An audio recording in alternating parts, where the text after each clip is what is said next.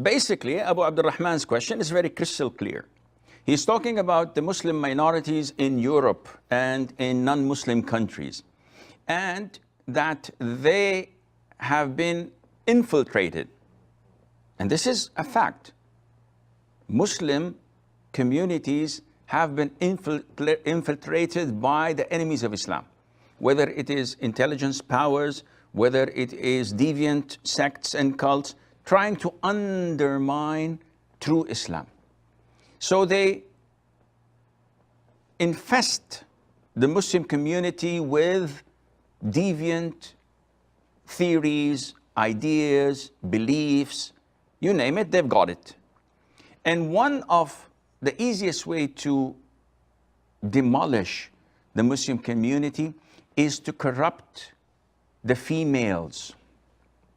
If you manage to integrate, in their sense, between men and women and have them mix together and uplift all barriers, this would mean that you've been melted in their melting pot and you've become like the kafir. Because there is definitely characteristics different from one another. There are differences between us and them. Being citizens of their countries does not mean at all to be integrated and to compromise your religion. In Europe nowadays, I was told that they force girls and boys to take physical education classes.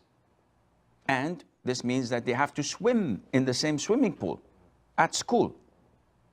Who in his right Islam, I would not say mind, because people may have minds but do not have Islam, who would send his daughter or even his son, who's a teenage, to share a swimming pool with the opposite gender and then say, don't fall into sin? This is not possible. Allah Azza wa Jal had made segregation between men and women even in the most sacred spots on earth, and that is the masjids. The Prophet said, alayhi salatu wasalam, the best rows of men in salat, in prayer, in the masjid, the best rows of men are the first, and the worst rows of men are the last. And the best rows of women are the last, and the worst rows of women are the first. So imagine, the closer women are to men, this is bad. Now, to enforce having women in the board running the masjid, so claiming that the committee that runs the masjid, we have to have women, this is, we have to look into it.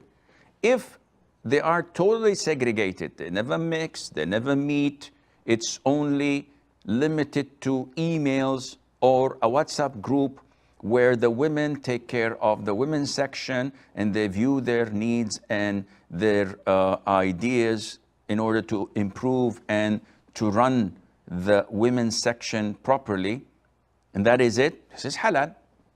There's no problem in appointing a woman whom we never saw her face, whom never sat with us in a meeting, whom we never exchanged jokes with, to run the female section.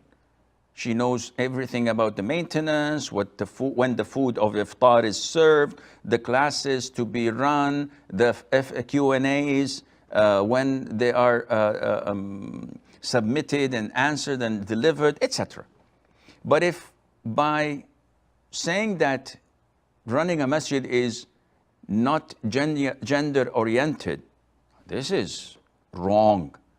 If you're meaning by that to have a woman sit with us on the same table, looking at one another, discussing the affairs of the masjid, cracking a joke here or there, looking at her when she smiles or frowns. What is this? This is not Islam. Maybe in Europe this is okay, but not with the Muslims. Maybe with other religions, maybe. Cultural things, maybe. Islam prohibits this totally. So, Akhi, you have to hold your grounds. Now the Muslims worldwide, even in Muslim countries, are being separated and divided into two factions, as the Prophet said, alayhi salatu wasalam, that at the end of the time, the Muslims would split into two divisions. Islam, without a hypocrisy in it, without any hypocrisy in it, and a division that is hypocrites without no iman in it. This is what we're seeing now being developed, and the disbelievers in the West, they're banking on these hypocrites because they look like us, they speak like us, they claim that they are God-loving people, when actually they are doing their very best to undermine and to demolish the infrastructure of Islam wherever it is. So Abu Abdurrahman, what you had said is right.